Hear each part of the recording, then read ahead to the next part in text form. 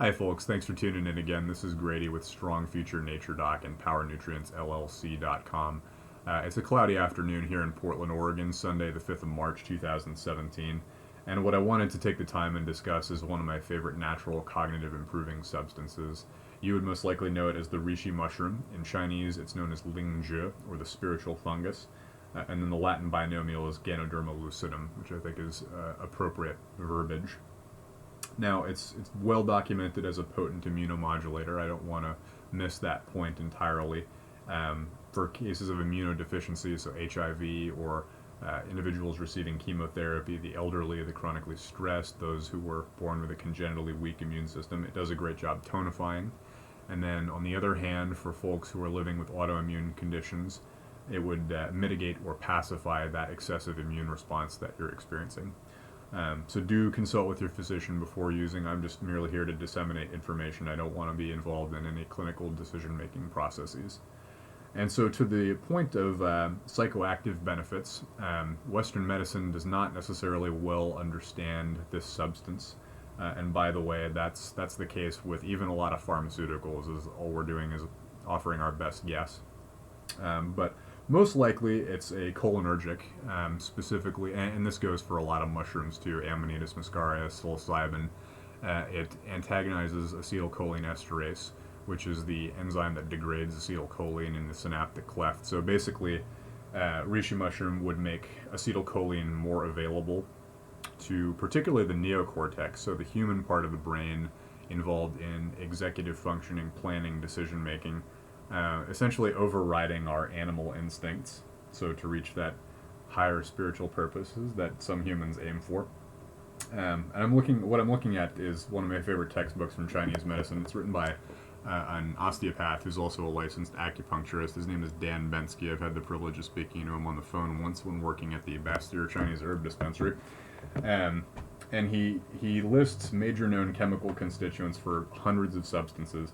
For reishi, there's at least 100 triterpenes, so this is one of the most complex substances that nature has produced. And it has some very interesting cerebral effects. Now, typical stuff like you would expect from most cognitive improvers or nootropics, it improves memory, it improves concentration, it improves mood, it's great to chill oneself out.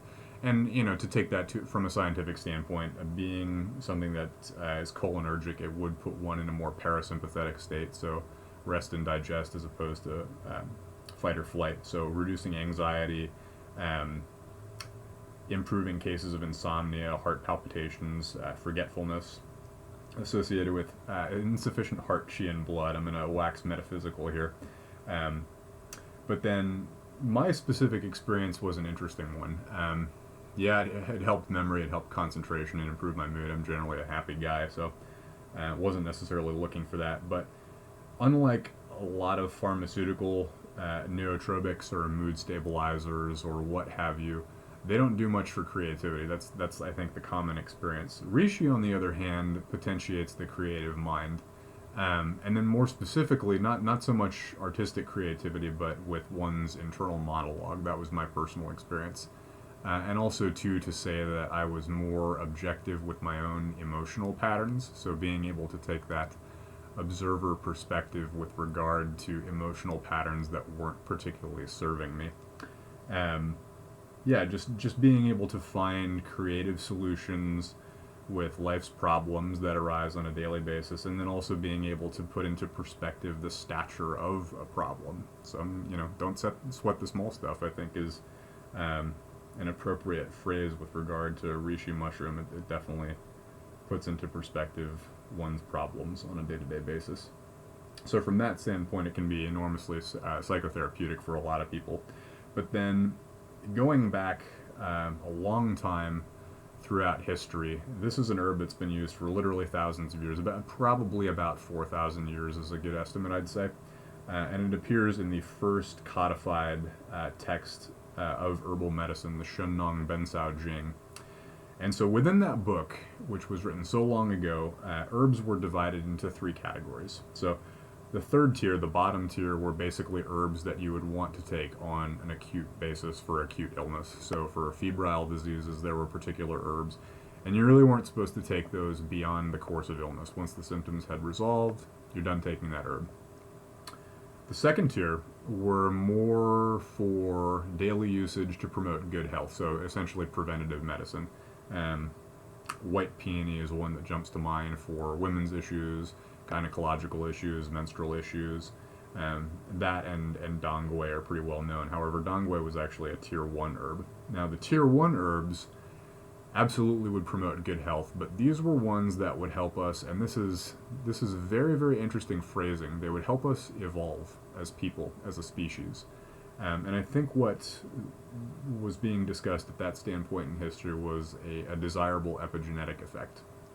And Reishi mushroom, Lingzhi, is really at the pinnacle of that top tier. It's called the spiritual fungus for a reason, and it's been used throughout time to enable us to reach a more profound state of spiritual consciousness.